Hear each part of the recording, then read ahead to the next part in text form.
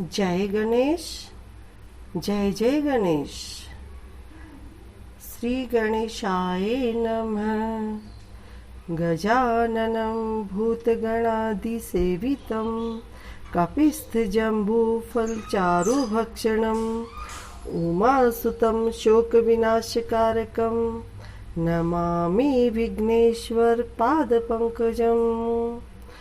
वक्रतुण्ड महाकाय सूर्यकोटि संप्रभ निर्विघ्नं कुरु मे देव सर्वकार्येषु सर्वदा।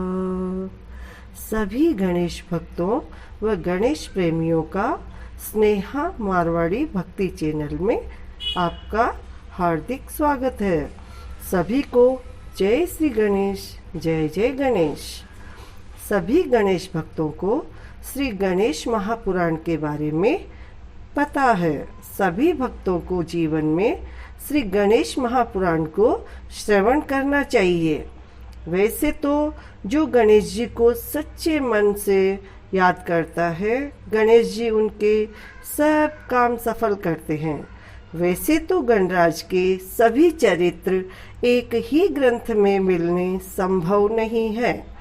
फिर भी गणेश्वर के अनेकों प्रमुख चरित्रों का वर्णन गणेश पुराण में हुआ है, जिसका श्रवण सभी को करना चाहिए और अपने जीवन को सफलतापूर्वक जीना चाहिए। मैं स्नेहा आपको गणेश पुराण का श्रवण कराने जा रही हूँ। मुझे पूरा विश्वास है सभी भक्तगण सच्चे मन से गणेश पुराण का श्रवण करेंगे और अपना जीवन सफल बनाएंगे। तो भक्तों, गणेश पुराण में 9 खंड है। प्रत्येक खंड के अलग अलग अध्याय है और प्रत्येक अध्याय की बहुत ही आनंदित करने वाली कथाएं हैं। जो गणेश पुराण में गणेश जी के चरित्र यानी गणेश जी के जन्म, कर्म और रूप को सुनाने व सुनने में आनंद की प्राप्ति होती है। आप सभी भक्तों से निवेदन है कि जो भी गणेश भक्त श्रवण कर रहा है, सबसे पहले स्नेहा मारवाड़ी भक्ति चैनल को कृपया लाइक करें, शेयर करें और सब्सक्राइब जरूर से करें, जिससे सभी भक्तों को गणेश जी का आशीर्वाद मिल सके। जय श्री गणेश, जय जय गणेश। आज श्री गणेश प्रथम खंड प्रथम अध्याय गणेश कथा का आरंभ करने जा रहे हैं, जो आप लोग ध्यान से सुनेंगे। गणेश कथा का आरंभ। जय श्री गणेश। नैमिषे सतमासी नमभिवाद्ये महामतिं कथामृत रसास्वाद कुशल शौनको अब्रवीत। प्राचीन काल की बात है। नैमिषारण्य क्षेत्र में ऋषि महर्षि और शौनक जी ने साधु संतों के साथ समाज जुड़कर बैठे हुए थे। उसमें श्री सूत जी भी विद्यमान थे, शौनक जी भी विद्यमान थे। श्री सूत जी, शौनक जी दोनों आपस में बात करने लगे। उसमें श्री सूत जी ने कहा, शौनक जी,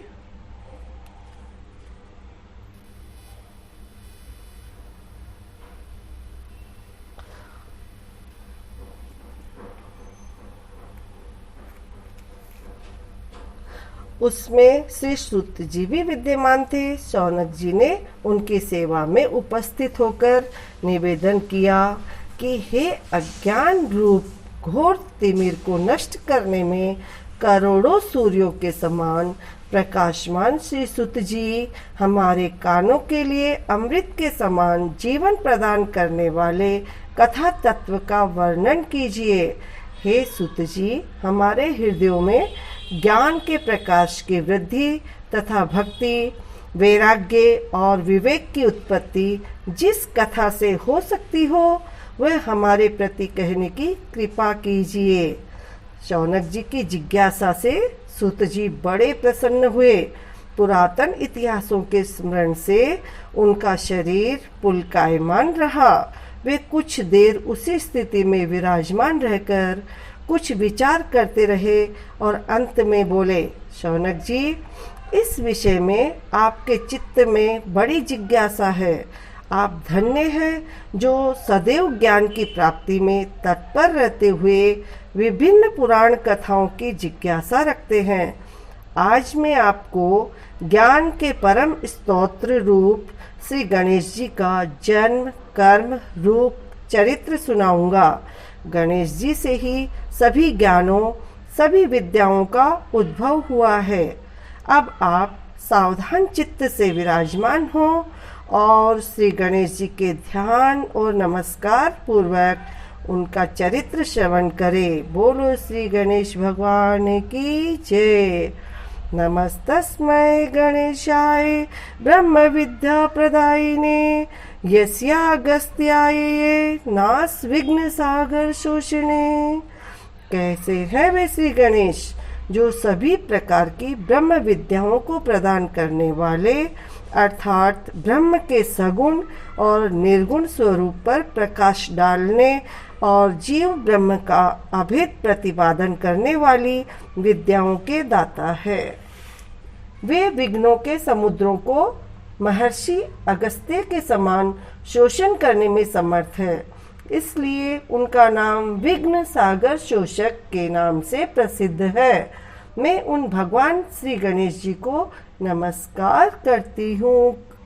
नमस्कार करते हैं हम सभी। कथा प्रारंभ हो रही है। अग्र पूजा के अधिकारी गणेश। ये कहकर सूत जी कुछ समय के लिए मौन हो गए और फिर बोले, शौनक जी, भगवान गणेश जी ही सर्वप्रथम पूजा प्राप्ति के अधिकारी है।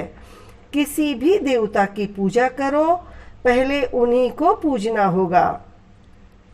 शौनक जी ने निवेदन किया, हे भगवान, हे सूत, सर्वप्रथम ये बताने की कृपा कीजिए कि गणेश जी को अग्र पूजा का अधिकारी किस प्रकार प्राप्त हुआ।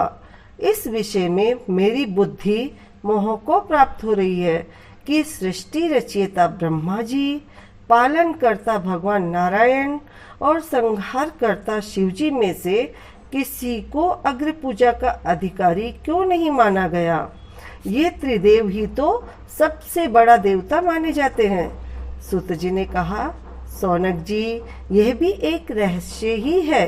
देखो, अधिकार मांगने से नहीं मिलता, इसके लिए योग्यता होनी चाहिए। संसार में अनेकों देवी देवता पूजे जाते हैं।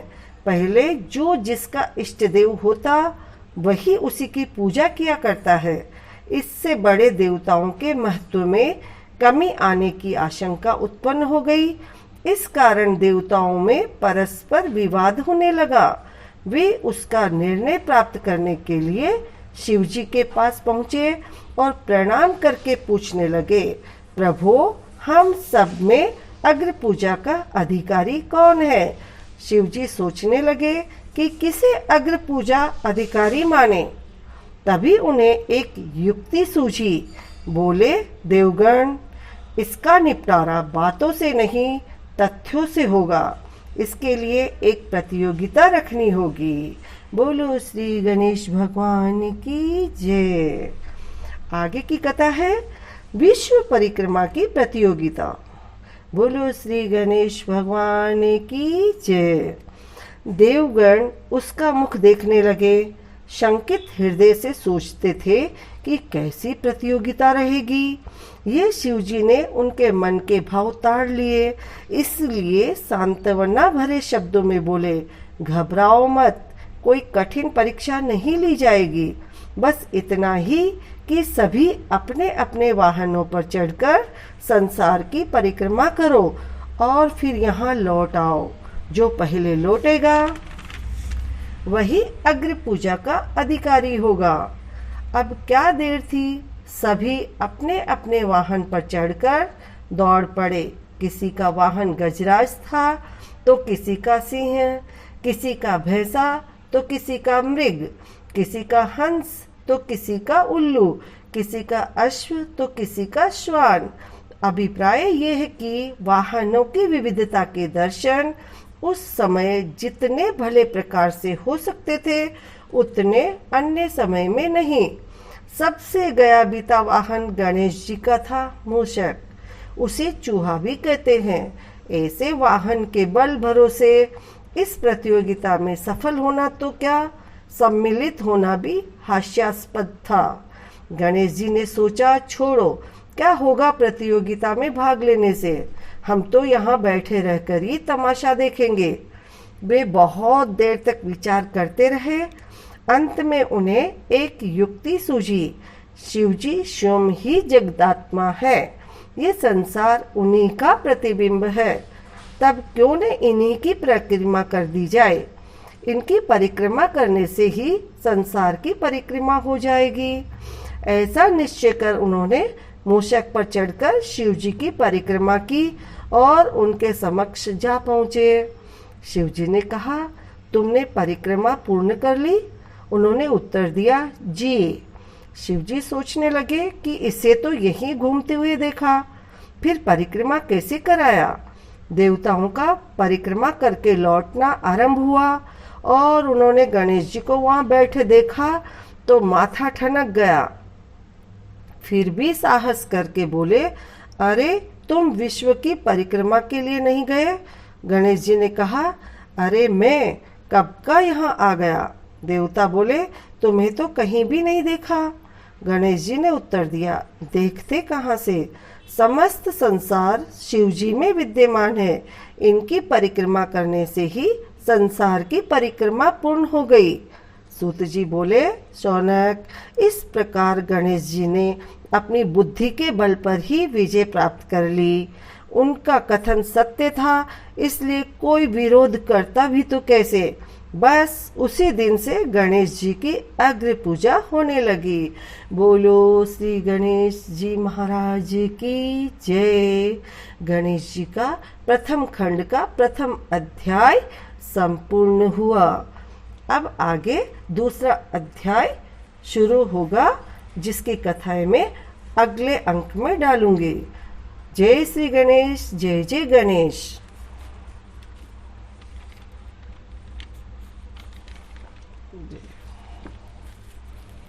जय बाबा।